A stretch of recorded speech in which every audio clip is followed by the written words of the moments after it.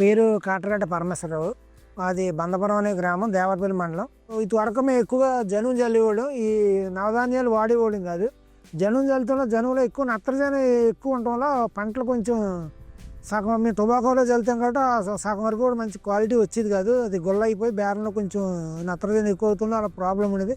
ఈ నవధాన్యాలు చల్లటం వల్ల మాకు అన్ని విధాలు కూడా భాస్వరం కానీ, మామూలుగా మెగ్నీషియం కానీ, అలాగే నత్రజని అన్ని సమపాలలో మొక్కకి భూమికి అందుతున్నాయి. కాబట్టి వేసే మందు కూడా భూమి తీసుకుని మొక్కకు అందించుతుంది. కాబట్టి మాకు రిజల్ట్ మాకు 2 years నుంచి వెళ్తున్నాం నవధాన్యాలు. రిజల్ట్ మాకు గతంలో కూడా ఇప్పుడు బాగుందని మేము ఆశిస్తున్నాం.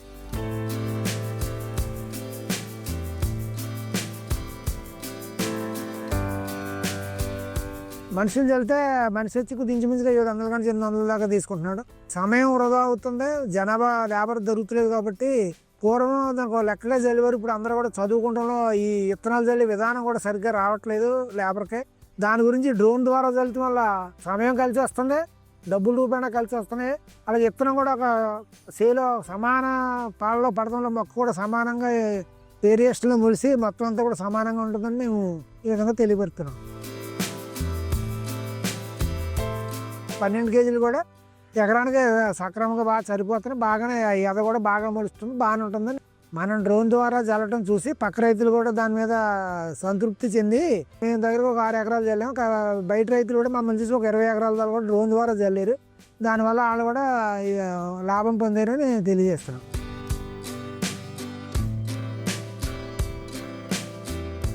ఈ రొట్ట ఎదిన తర్వాత మేము భూమిలో కలదునేస్తే ఒక 10 రోజులు మళ్ళీ అది భూమిలో కలిసిపోయి మాకు ఆర్గానిక్ ఎరువు కింద కలిసిపోద్ది. ఇప్పుడు మాకు దగ్గరగా ఒక 20 జీవాలు ఉన్నాయి.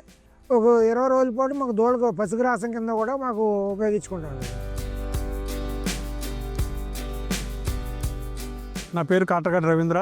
మాది దేవరపల్లి మండలం, బందపురం గ్రామం. గత 40 సంవత్సరాల నుంచి కూడా ఈ పొగాకు వ్యవసాయం అనేది మా గ్రామంలో చేస్తూ మొత్తం రైతులందరూ కూడా 75% అబోవ్ ఈ పొగాకు వ్యవసాయం చేస్తూ ఉంటాం. ఏదైతే ఈ రోజుల్లో పనులు చేయడానికి లేబరు చాలా కష్టసాధ్యంగా తయారైంది. దీని మూలంగా ప్రభుత్వం వారు ఏదైతే టెక్నాలజీని ఉపయోగించుకుంటూ డ్రోన్ టెక్నాలజీ తీసుకురావడం జరిగింది. ఇంతకుముందు ఈ డ్రోన్ టెక్నాలజీ అనేది మనం కేవలం కెమికల్ స్ప్రేయింగ్ మాత్రమే వాడుకుంటూ ఉండేవాళ్ళం. కానీ అది ఇప్పుడు అధునాతంగా డ్రోన్ రావడం జరిగింది. దీంతో పాటు మనం విత్తనాలు చల్లుకోవడమే కాకుండా ఈ డ్రోన్ సిస్టమ్ అనేది అధునాతంగా తీసుకురావడం జరిగింది. దీని ద్వారా మనం ఒక వ్యక్తి పొద్దు నుంచి సాయంకాలం వరకు చేసే పని ఈ డ్రోన్ కేవలం ఒక అరగంట పాటులోనే చేసుకోవడం జరుగుతుంది. ప్రభుత్వం ఈ డ్రోన్లు ఇంకా విరివిగా రైతులకు అందుబాటులో తీసుకురావడానికి మేము కోరుతున్నాం.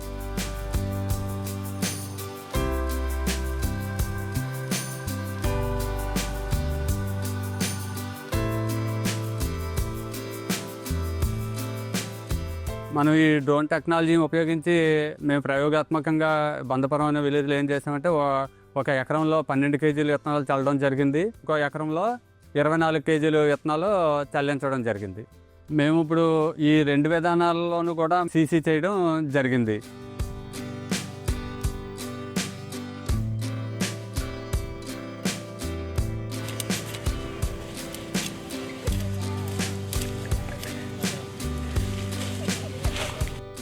పన్నెండు కేజీలు చల్లిన ఎకరంలో 5x5లో సీసీ చేయడం జరిగింది.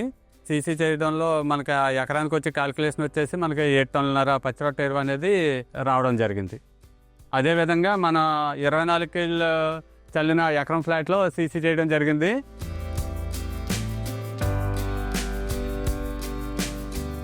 ఎనిమిది టన్నులన్నర పచ్చిరొట్ట ఎరువు అనేది రావడం జరిగింది.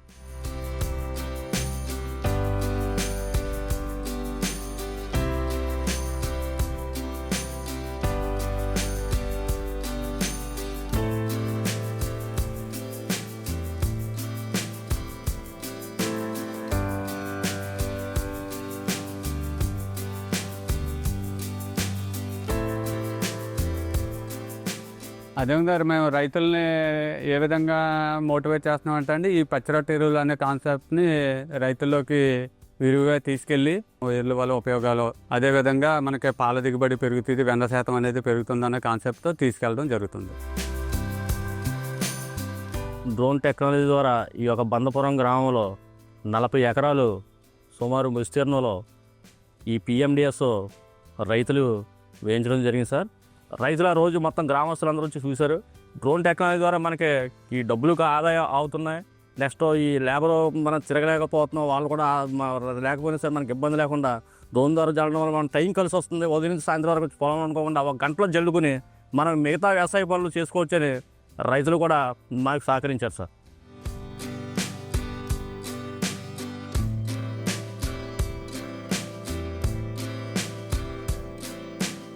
పొలం విస్తీర్ణం పెరుగుతుంది, జనాభా తగ్గుతుంది కాబట్టి పనిచేసే వ్యక్తులు కూడా తగ్గుతున్నారు, పని గంటలు తగ్గుతున్నాయి. కాబట్టి డ్రోన్ విధానం మేము ఒక సంవత్సరానికి బాగా ఇంప్రూవ్ చేసుకుని ఇంకా డెవలప్ చేసుకుందామని రైతులందరం కూడా కూర్చొని మాట్లాడుకునేటప్పుడు దీని గురించి చర్చలు జరుగుతున్నాయి.